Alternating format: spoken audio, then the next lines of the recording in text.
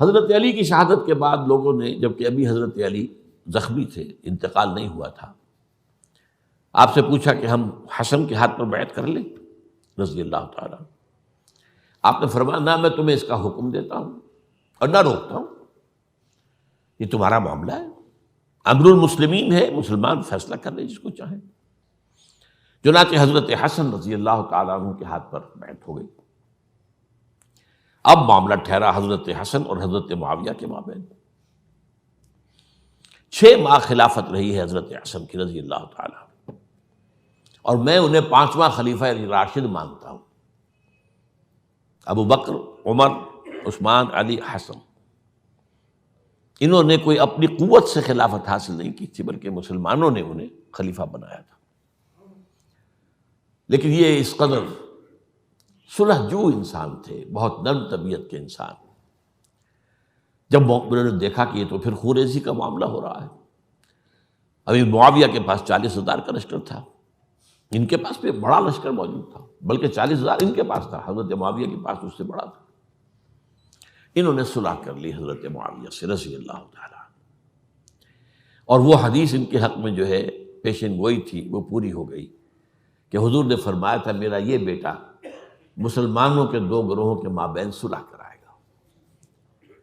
یہ سن 41 ہجری کا واقعہ ہے جب صلح ہو گئی اور حضرت حسن دستبردار ہو گئے اور امیر معاویہ کو اب خلیفہ تسلیم کر لیا گیا. اس کو عام الجماعہ کہتے ہیں، یعنی وہ انتشار اور تفرقہ جو سبائی فتنے سے شروع ہوا تھا، اگرچہ اس کا نقطۂ آغاز تو بالفعل بنا شہادت عثمان، پھر وہ جنگ جمل اور جنگ صفین اور جنگ نہروان، اور اس کا ایک نتیجہ جو نکلا وہ کیا تھا کہ اسلامی حکومت کی حدود کی جو توسیع ہو رہی تھی وہ عمل رک گیا. وہ تو خلفائے ثلاثہ، اب یہ ثلاثہ میں گن رہا ہوں، حضرت ابو بکر، حضرت عمر، حضرت عثمان، ان کے دور میں ساری توسیع ہوئی، فتوحات ہوئی. حضرت علی کا دور جو ہے سارا خانہ جنگی کی نظر ہو گیا. وہ خلیفہ راشد ہیں، اس میں کوئی شک نہیں ہے، بہت عظیم شخصیت ہے، ہمارے نزدیک صحابہ کرام میں سوائے 3 کے سب سے بڑھ کر ہیں، سب سے افضل ہیں. ہاں ابو بکر، عمر، عثمان ان سے افضل ہیں ہمارے نزدیک. خلافت جو ہے خلفاء کے مابین ترتیب فضیلت جو ہے وہ ترتیب خلافت کے مطابق اہل سنت کے نزدیک، لیکن باقی ہزاروں صحابہ میں تو سب سے اونچے ہیں. اس حوالے سے حضرت علی کا کوئی قصور نہیں ہے رضی اللہ تعالیٰ، ان کی کوئی کوتاہی نہیں ہے. انہیں خلافت ملی ہی ایسے پرفتن دور میں ہے. اگر کہنا جو ہے اگرچہ روکا گیا ہے کہ یہ کلمہ لو مت استعمال کیا کرو، اگر یوں ہوتا تو یوں ہو جاتا، لیکن یہ کہ بہرحال ہمارا سوچنے کا ایک انداز ہے. اگر حضرت علی کو اول دور میں خلافت ملی ہوتی تو ان کے کچھ اور نتائج اور ہوتے. اب یہ پرفتن دور کے اندر خلافت ملی، خانہ جنگی ہو رہی ہے، اور جو حالات میں نے آپ کو بتائے ہیں، ظاہر بات ہے کہ وہ دور جو نہ ذرائع آمد و رفت ایسے تھے، نہ ذرائع مواصلات ایسے تھے، نہ کمیونیکیشنز ایسی تھیں. وہ تو یوں سمجھیے کہ دارالخلافہ کے اندر کے حالات جو ہیں بس وہیں پر فیصلہ ہو رہا تھا. یا پہلے مدینے میں ہوا، حضرت عثمان شہید ہوئے، اور یا پھر کوفے میں ہو گیا. وہ تو اصل جو بھی طاقت اس مرکز کے اندر جس کے پاس طاقت تھی اسی نے جو بھی اپنا فیصلہ ہے وہ منگوا لیا. بہرحال یہ جو حضرت حسن نے مصالحت کی ہے جس کی بنا پر ہم تو انہیں سلام کرتے ہیں، ان کا احترام کرتے ہیں، انہوں نے خانہ جنگی ختم کی، فساد جو ہے اس کی جڑ کاٹ دی، تعامل جماعت ہو گیا، اب امن ہو گیا. اور نوٹ کیجئے اس کے بعد 20 برس تک امیر معاویہ کی حکومت رہی ہے، 20 برس، اور کامل امن رہا ہے. اس میں یہ بھی ہے کہ ان کے تدبر کو بھی دخل حاصل تھا، یہ بھی ہے کہ انہوں نے کچھ طاقت کا استعمال بھی کیا، یہ بھی ہے کہ انہوں نے دلجوئیاں بھی کی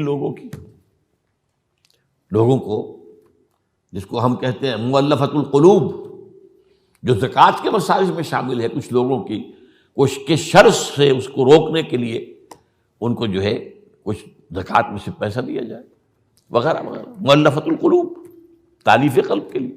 بہرحال نتیجہ یہ ہے.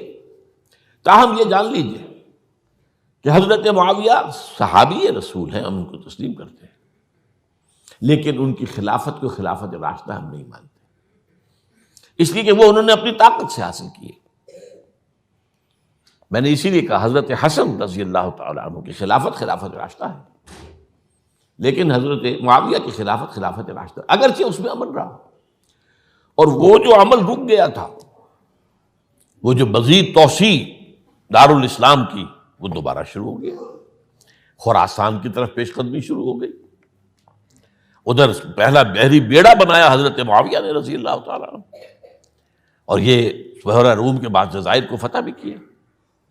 انہی کے زمانے میں مسلمان فوجیں جو ہیں استنبول تک پہنچ گئی، قسطنطنیہ تک، قسطنطنیہ کی فصیل تک پہنچ گئے، اگرچہ فتح نہیں ہو سکا قسطنطنیہ اس وقت، وہ تو بعد میں کئی سو سال بعد ترک جو خلیفہ تھا اس کے ہاتھوں فتح ہوا، محمد فاتح، لیکن یہ کہ باہر پہنچ گئے تھے وہاں تک، یہ عمل بھی شروع ہو گیا۔ لیکن انہی لوگوں نے حضرت حسن کو گالیاں دی اس کام پر کہ تم نے صلح کیوں کی، امیر الکافرین کہا، امیر المنافقین کہا، اور انہیں خطاب یا عار المومنین، اے مومنوں کے لیے عار کا اور شرم کے باعث، اور ان کے خیمے پر حملہ کیا، اسے جلایا، ان کی جان کے در پہ تھے کہ تم نے صلح کیوں کی۔ یہ اکھڑ لوگ، یہ لوگ، اس کے بعد اب میں صرف اشارہ کر رہا ہوں، یہی لوگ تھے اصل میں جو 20 برس کے بعد پھر جو حادثہ سانحہ کربلا ہوا ہے اس کا مین کردار یہ تھے۔ صرف چند جملے اس وقت کہوں گا، سانحہ کربلا پر میرا کتاب جو موجود ہے وہ آپ پڑھیے۔